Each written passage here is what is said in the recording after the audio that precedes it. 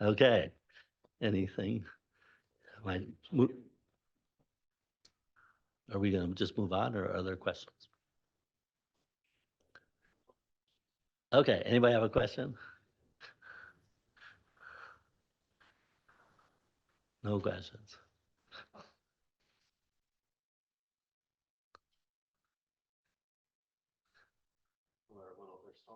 Yeah, exactly. Okay. Well, I'll be around all day, so I'll be happy to answer questions. Thank you.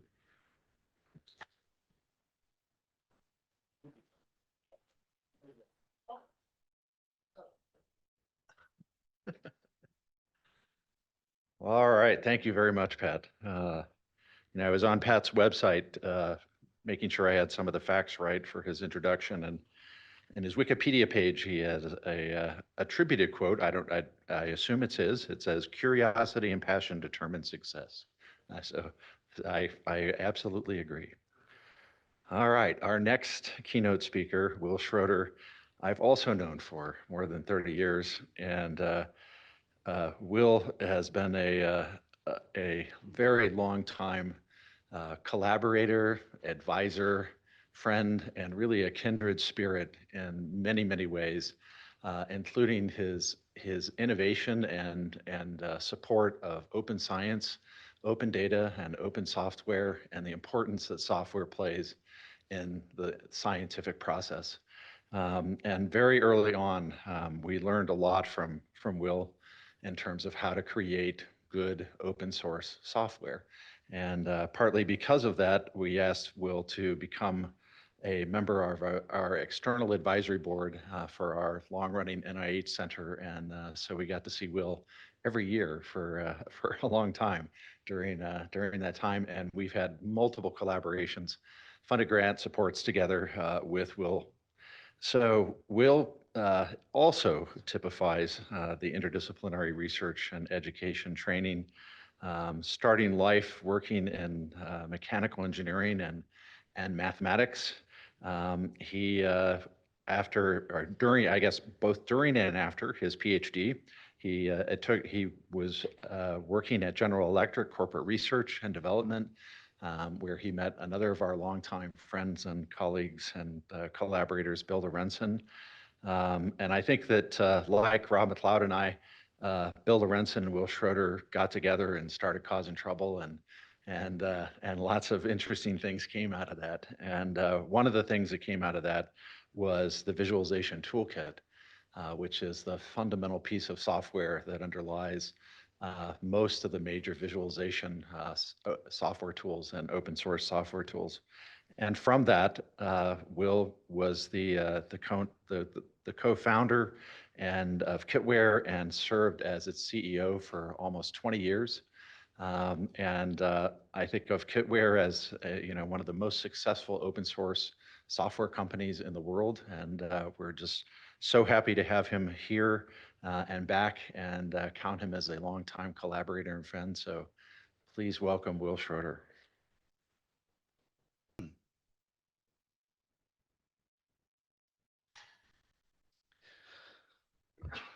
All right, anyway, thank you very much for inviting me.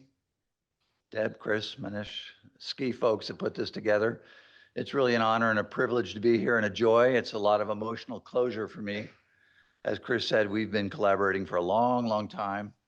And I know I'm in a very esteemed group of people here. A lot of you focusing on academics and sort of the theory behind graphics and visualization. I've always been a little bit more of an engineer. I want to get my hands dirty, and I worry about software process and testing and things like that. So I think my talk will be a little bit more on the engineering side. But it's uncanny, really, because Visualization Toolkit, the first line of code was committed in 1994, 30 years ago. So in a way, we've been running these parallel universes. I'm engineering, sort of more commercially oriented approach to visualization, and then SCI, of course, doing the thing it does so well, collaboration and creating great technology. So it's been a lot of fun to basically cross paths periodically and learn from each other along this long journey. So I entitled my talk, The Secret Sauce for Effective Collaboration. And like every good headline, it's only 50% true. And we'll talk about why it's not completely true. Because creating impactful research, impactful software is, to a large extent, there's a certain amount of luck in it. We'll talk about the importance of value and choosing the right problems. But oftentimes too, there are a lot of little things you can do and big things to make sure your software continues to exist and thrive over many, many years. Like VTK, 30 years old now.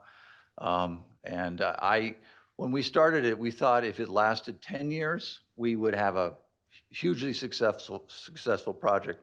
30 years is just beyond our wildest dreams. So we feel very fortunate about that. And just to give you my background, Kitware is a company that's been sort of built around these 5 or 6 areas: computer vision, data and analytics, scientific computing, medical computing, and software solutions. The software solutions are all about creating high performance, high quality, reliable software. But as a result, you sort of poke your fingers into each of these areas and learn how they support each other and how you can create a synergistic portfolio that allows each area to sort of build on other areas. And that's a lot of fun. It's really about collaboration, and which is something I absolutely love to do. I love meeting people, young, old, experienced, non-experienced, and working through difficult problems and creating really cool stuff.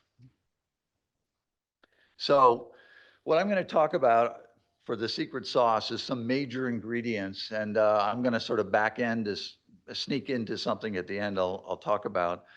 But some of the major ingredients for successful collaboration we'll go through. I won't name these right here, but you can see, hopefully some of these make some sense to you as you look at the list. So number one, you got to pick the right problem, right? If it doesn't make the right impact, if it doesn't provide some value, chances are, it's not going to go very far. So, classic example, Linux. Everybody uses Linux. It runs everywhere. It runs in my car. I have open source licenses on my Ford 150 Lightning. I get a kick out of that, seeing these OS licenses and all my technology. And so Linux is just booming and growing. And whether the founder of it was here or not, it would continue on its own because there's just so many people that recognize the value and will keep pushing it forward. Now, on the other hand, sometimes in academia, we're maybe known for creating pet rocks. But the thing about a pet rock is, the guy made $1 million or more selling these things. And actually on Amazon, you can still for $29.99 buy a pet rock. So I don't know, maybe pet rock is of high value to certain people. But I try to think about building tools that are more on the Linux side and less on the pet rock side. But, and there's also some important effects of scale, which we don't think about often, but it really does go to value. And because in the end, we have to support these tools. And if the scale is really small, you have to worry about how are you going to keep it going into the future. So here's 3 examples that we have at Kitware. Our largest scale is CMake, which is approaching 100 million downloads a year from our servers. And of course, it's part of the Linux distro, so we don't count that. So it's definitely hundreds of millions of downloads a year, which is phenomenal. I mean, really, in the end, I think Kitware is going to become a software process company, and all the scientific computing stuff is going to be sort of interesting things we do on the side. VTK is about let's call it 4 million downloads a year. It's a large system, though, in terms of lines of code, 8 million lines of code, whereas CMake is fairly small at 1.9 million. So there's different measures of scale. These have to translate into community, which we'll talk about. They have to translate into business model, which we'll talk about. But, there are certain systems that we have that I think are really, really cool. And I think they have a long future, even though their size, in the case of Viame, it's 100 downloads a month. It's less than 50,000 lines of code, but it's really a cool system because it's a video and image and analytics environment for sort of measuring marine populations of things like starfish or seals or whales. And you can see a little picture there on the lower left. And so we actually have some Kitware engineer outfitting a NOAA plane with this array of cameras. There's a whole software suite that goes along with it. It's an AI imaging based system, so it flies above. In this case, we're doing a population survey in the Arctic, over the 3 Arctic seas. And they're basically doing this once in a decade study of seal population, just to sort of monitor the health of the ecosystem. And I just look at this and I go, this is something that's so cool. I mean, I wish I was in those planes flying. But again, the scale of the community is on the order of hundreds of people. So will this continue? Will it become impactful into the future? I think the problem is really important. So my answer would be probably yes. But really the paying customers are a few, like NOAA, right? So where does this go from here? I don't know, but I'm certainly hopeful that in the future it will remain very impactful. So one of the ingredients that's particularly important to me is open source, all about sharing ideas, engaging in the process of creative innovation. And what I think is fantastic is leveraging the talents of others, whether it's in an organization like SCI or within a company like Kitware or around the world.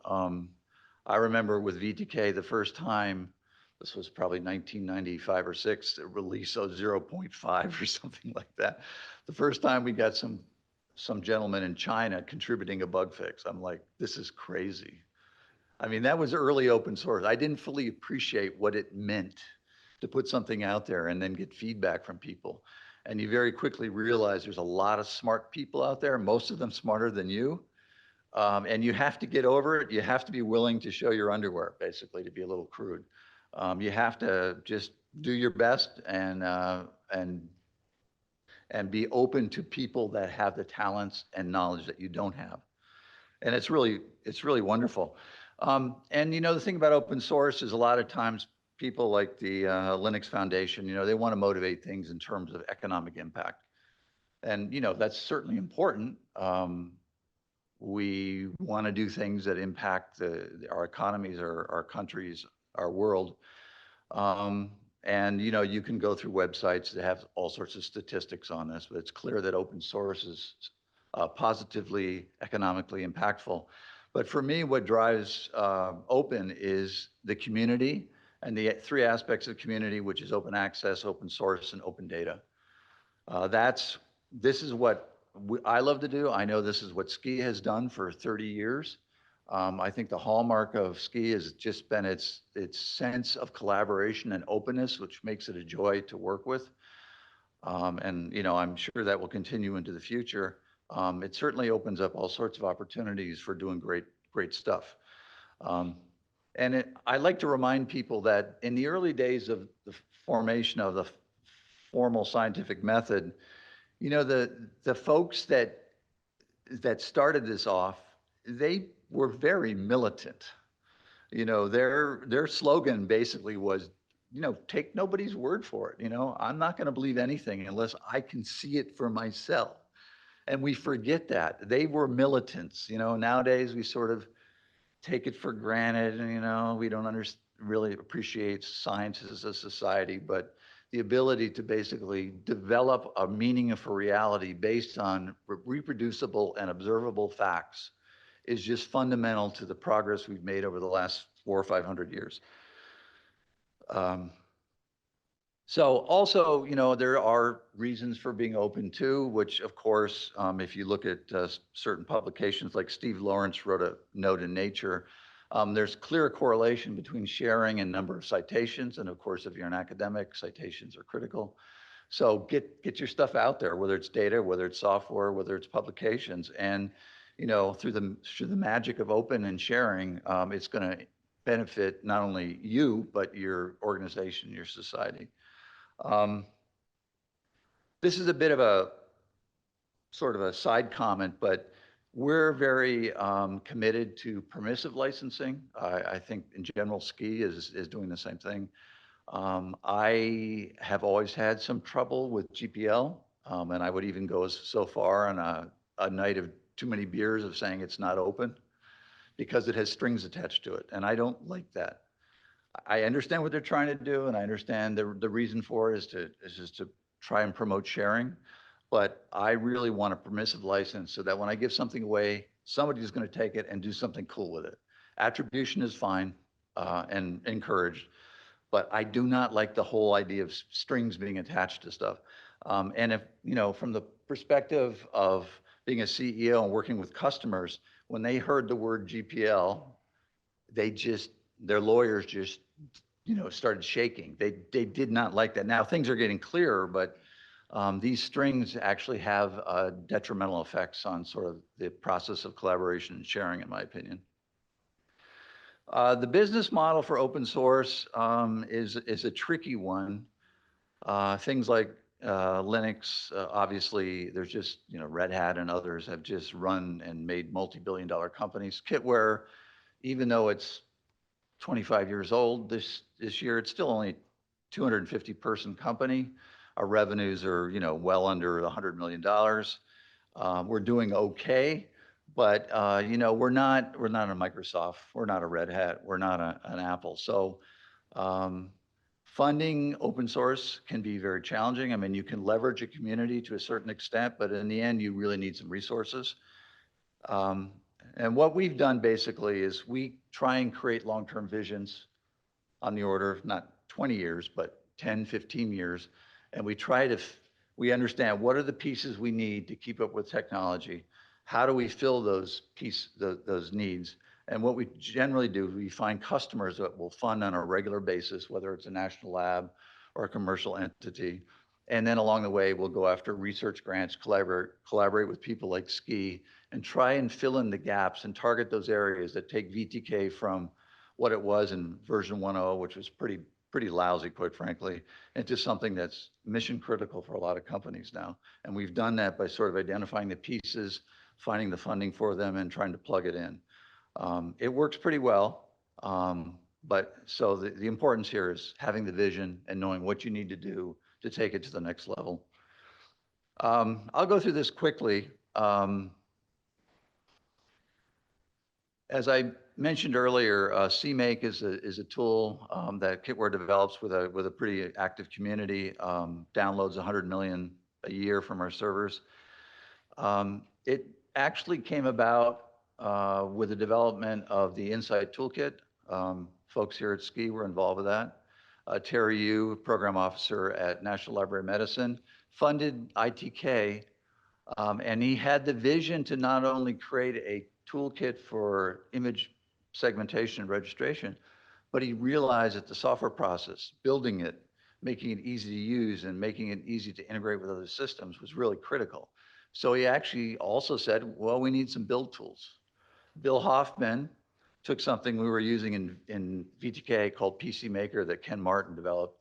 And he said, you know what, I'm going to create a sort of like an AutoConf build tool, but we're going to call it CMake cross-platform. It's going to be really great. And we realized that when he was saying that, he wasn't interested in an ITK build tool.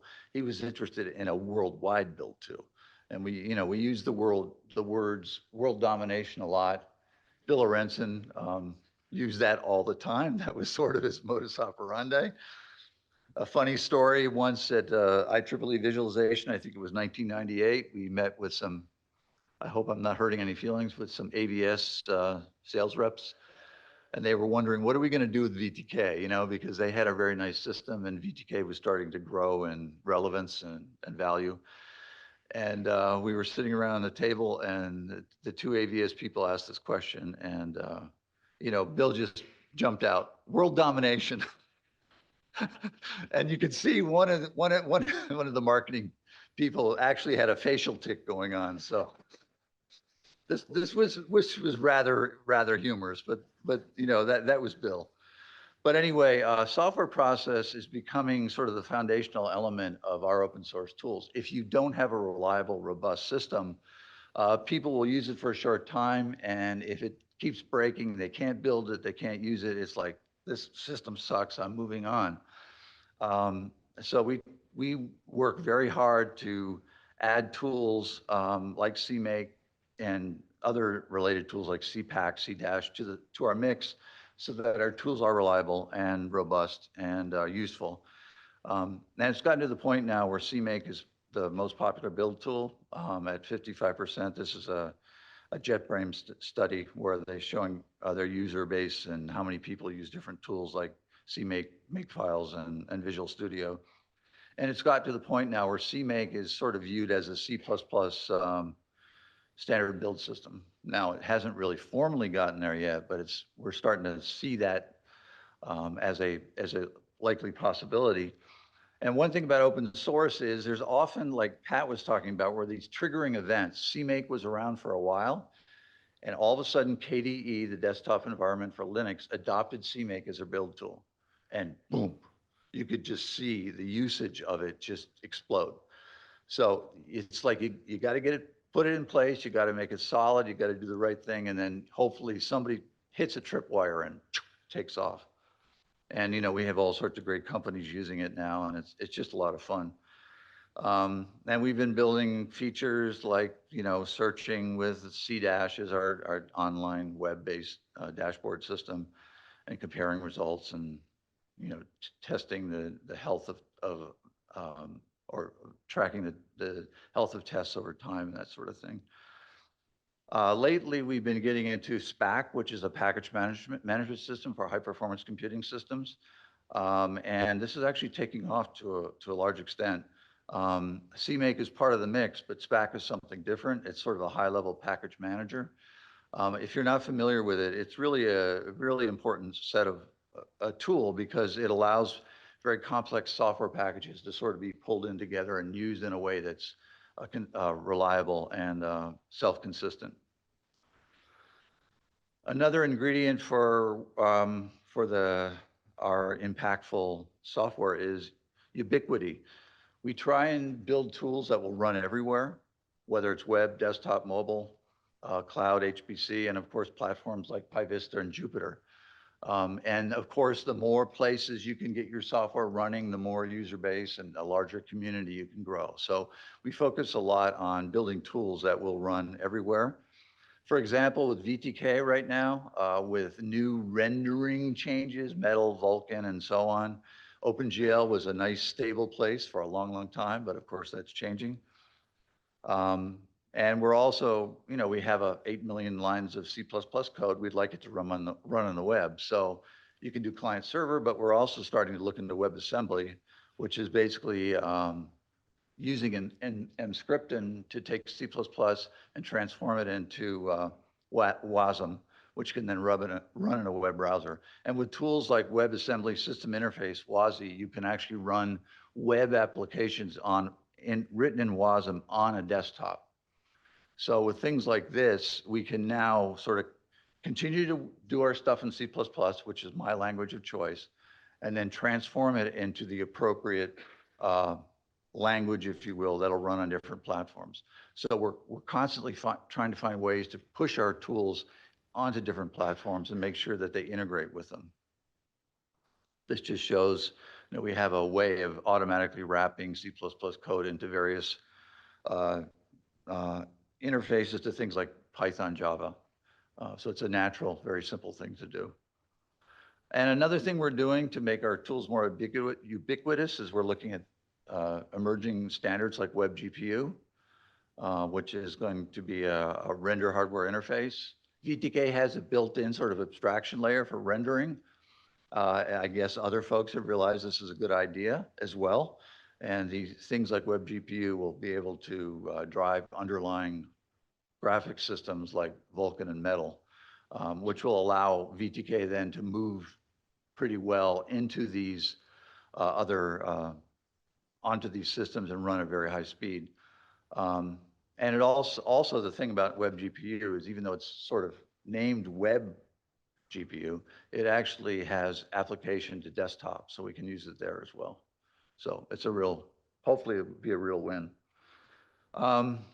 Community, I look at from 2 vantage points.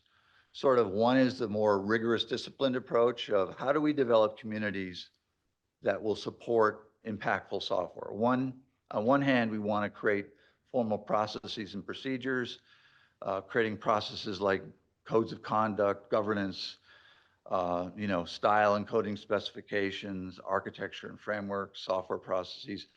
But I'm a big believer that good software is sort of like being in a jazz band. You sort of know where you're going. You have a bit of a framework going, but in the end, it takes this sort of mutual give and take between people to sort of creatively adapt to what customer and what the technology requires. So we try to balance not only the community in a formal sense, but also the creativity aspects, which is keeping it open and free. Part of it are things like hackathons, where a lot of the magic and the mystery happens. I've got a quote here from the movie Shakespeare in Love, which I love. Sometimes it really is a mystery how these things happen. It really is. There's no other way to say it. Although having said that, working with people like Bill Lorenzen, it's not really a mystery because the man was technically fantastic, but he had high emotional intelligence. So you could get in a room with him and have conversations over a beer or in the room. You could disagree, but in the end, there was some magic that happened that allowed sort of consensus to be built and great systems to arise. So, but a lot of times we don't think hard enough about the difficult process of basically engineering community, creating communities that are productive. And I think it's something that we're overlooking, and I don't know what to do about it, but I think we need to do more of it. Because, people like Bill Lorenzen has been involved in things like, ITK and VTK and all sorts of other systems that are extremely impactful. And that does not happen a lot. You need the right person. Okay, recent events, XZ-Utils backdoor sort of underline the fact that open source systems, we have to be more cognizant of security. And this has really come home, hit home for us because part of this hack, if you dive down into it, they actually hacked CMake files. They added an extraneous dot in the script, in the CMake script, that caused this block of code, which looks very proper and formal and loading the right things and so on, to fail. So it would fall back and do something sort of unexpected. So, it's like, okay, we've got to be really careful about this now. People are definitely trying to worm their way into some of these bigger complex systems. And of course, there was a lot of social engineering that went on with this security hack, and that the one major maintainer was sort of getting tired of maintaining this, and somebody's like, I'll help you. let me take it over. Let me take some burden off your shoulders. And you got to think about these things. There's nefarious things going on there. One thing a concept that is sort of emerging out of this recent XZ-Utils hack is this notion of a blast radius. And some guy, Andrew Nesbitt, sort of defined it as the log of the common vulnerability scoring system, CVSS score, which is a measure of security of the system, times the number of repositories depending on a package. So the idea is, if you have a system, and you have a sense of its vulnerabilities, what is the size of the crater it's going to make if something goes wrong? And it's a really interesting idea of thinking about how to manage security and prioritize security. So what I've done is from a bottom up, I've sort of backed into what I think is the real important takeaway from all this is the recipe for sustainability. So what I've been talking about is you create good software with value. How do you make sure it's sustainable in the long term? So we've created, I've created with some folks at Kitware a very simple sustainability scorecard consisting of 4 different areas. And then there's different sort of sub topics like perceived value, IP and license, and some of the things I've talked about. So the scorecard actually is a really compact and simple way to give a sense for the likelihood of a system, say, being sustainable into the future. And we're not the only ones doing this. If you looked at the Linux Foundation's Chaos Community Analytics, they actually have a scorecard that consists of 80 metrics. I find that too complex. Ours, is on the order of 12. I can remember 12 things. I can't remember 80 things. Other people, like the OpenSSF, have a scorecard for security. Oak Ridge has a scientific software excellence assessment. And, there's simple tools like repo review from Scientific Python. So people are starting to think, how can I measure this software for its likelihood of being sustainable into the future? And I think it's an interesting area of research and consideration. And we can't, because of our day and age, got to mention AI. I think future ingredients may be things like using, fine-tuned LLMs as a community resource. I know in our communities at VTK, we get a lot of questions repeated over and over, and people just don't want to read the manuals and everything, but we're hopeful that we set something up like a chatbot. People can make progress without tying up a lot of developer time. And another area that we're thinking hard about is that with all this copyright tension going on about training AI systems, who knows how it's going to fall out. But one thing I'm pretty sure of is that open source is we're in a really good place, because we are basically telling people, take this stuff and use it. Now, maybe they're not attributing it properly, and that can be worked through. But I think open source and open science, that whole deal, is really well positioned to be a fundamental part of training AI systems moving forward. Conversations to continue. So that's it. If you have any questions, I'll be around all day. And thank you again.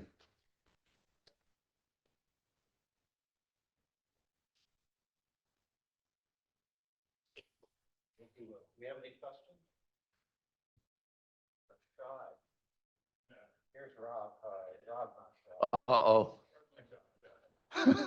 So I love, and I think I've been part of some communities over the 30 years. What do you think the magic is to creating this community vision, this shared notion where, everybody gets their say, everybody gets their gratification, and you let that magic kind of happen? I mean, what was what Bill did that you've done? Well, Pat used the words passion and curiosity. Yeah. Real fundamentally for me, it's always, good things always happen when I find something that just keeps me up at night. Yeah. And then if you can find the one or two other people that share that and maybe extend your limitations into other areas. Yeah. With the VTK system, Bill had the social engineering and some of the algorithmic stuff. Ken was a phenomenal software person, and I focused on algorithms. But so we created this team, and we were all very, very excited about it. And that finding that kernel is the key. Yeah. And then once you do that, then you can start, looking at some of these other ingredients for making sure it continues to grow and becomes impactful. But yeah, it's a bit of a mystery, quite honestly. But yeah. I think fundamentally it comes down to the human qualities of creativity, curiosity, and passion, that sort of thing. Yeah. To me, it also trickles down into the classroom and how we train people to think in collaborative ways, to give people a say, to listen to each other, and we've had a hard time maintaining that, of course. Yeah, I know. I always thought I was weird, because when I started getting the software, I would actually be dreaming about it at night. I'm like, this is wrong. But I've come to realize that creative spark was something that really enlivened my life. And I don't know how you transfer that to students and to others, but I think that's the core of a lot of it. Yeah, thank you for all you've done for this open source perspective and community. Yeah, and I hope we'll collaborate more in the future too. Sounds great to me. Thanks. So you mentioned the XZ hack, right, as kind of one of these. XZ utils hack. Yeah. And because I was hoping you would talk about that, and also it makes me wonder, it makes me think of that diagram where it's got, all the internet is a bunch of boxes. It's all being supported by one tiny box at the bottom that's being maintained by one person, right? And you pull that out and the whole thing falls Yeah, over. yeah, that's a great cartoon. And so, I mean, what do we do about that, right? What do we do about the fact that we have a lot of these like fundamental base tools that are, legacy, and they're still needed and very deeply ingrained into our infrastructures and our systems? And is it go back and build from the scratch up or integrate it somehow? I mean, what do you see from your perspective of someone who's managed a lot of these many different projects that have been built from the ground up? Yeah, that's a really good question. I don't know the answer, but it seems to me that we need to be able to score systems in terms of blast radius or potential impacts. And then we need to find foundations or commercial entities or academic research programs that, given a priority list of vulnerabilities and issues, what do we do about this? How do we harden things? How do we put in processes so that systems like, the one-person system, the XCutils, are somehow protected and somehow hardened so that this sort of stuff is more difficult to do. But yeah, I think we need to think differently about the open source infrastructure because, we've all been doing it because we love it. Well, not all, but we've doing a lot of it because we love it. But that only takes you so far. It is fundamental and it does require some loving care. And, I know working in research, the little I do, a lot of the funding agencies are always looking for the next shiny, bright thing, and they don't want to necessarily put money into sewers and plumbing and wiring and the infrastructure. Yeah, you know what I'm talking about. So, and it drives us crazy, right? Because we got these tools that we need to keep going in order to do the shiny stuff. So that's part of that mix, I think. Thank you. Yeah. Thank you.